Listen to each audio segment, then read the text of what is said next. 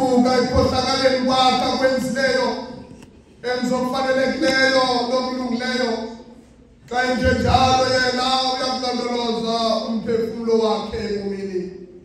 ukuba izichitho zam ndizazi isono sam sebusweni bam futhi fihla Nkosi ubuso bakho ezonweni zam ucime zonke izikhohlakalo zami amadini kaThixo angumoya waphukileyo inhliziyo yaphukileyo nogqobhokileyo kayikuyidela uThixo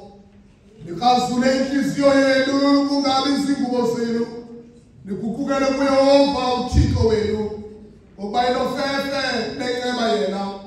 equmbakade enobelo bukhulu enosizi ngobubi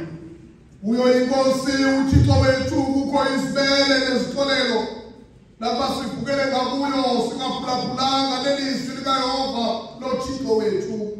loba sihambe ngemithetho yakhe ayibekileyo phambi kwethu uhlwaye Yehova kodwa ngokufanelekileyo ungabi ngenqubo yakho hleze undenze into encinane guqukani ngoba ubukumkani bezulu sekufuphi yakusuka nje kubawo ndithi kuye bawo ndonile kakulo izulu nasebusweni bakho andisafanele ubizwa ngokuba ngunyana wakho sewungangene ekugwebeni kwesikhala sakho ngoba ngalungile ebusweni bakho namnye uhleliyo seshikweni sitshoyo ukuthi asinaso isono siyazikhohlisa ithi yona inyaniso ingabikho futhi olaba sizifuma izono zethu unyanisekile yena ulungile kanjalo ukusasikolele izono zethu asihlambulule konke okungalungileyo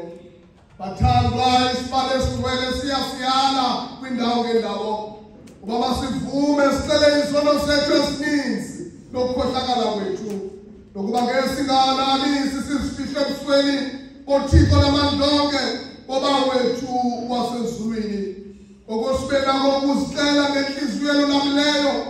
nethobekileyo nelilayo nevayo ukuze sizuze ukutholelwa kwazo ngabo ubele bakhe netafula lakhe elingenambaliso umthandazo wemvumo yezono sizawuvuma iculo 179 ibandla lihlale phansi iculo 179 ingumoni phambi kwakho Thank you.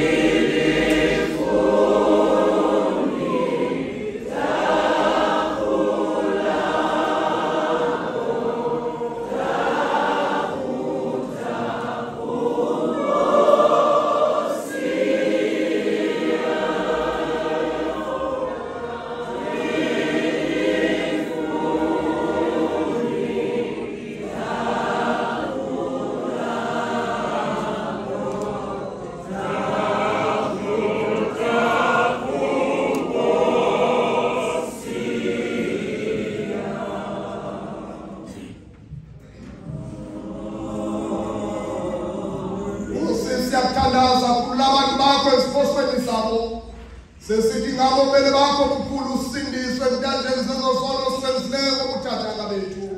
Usewenziwe ukuba wasezulwini ngenxa yakhe uYesu Kristu inkosi yethu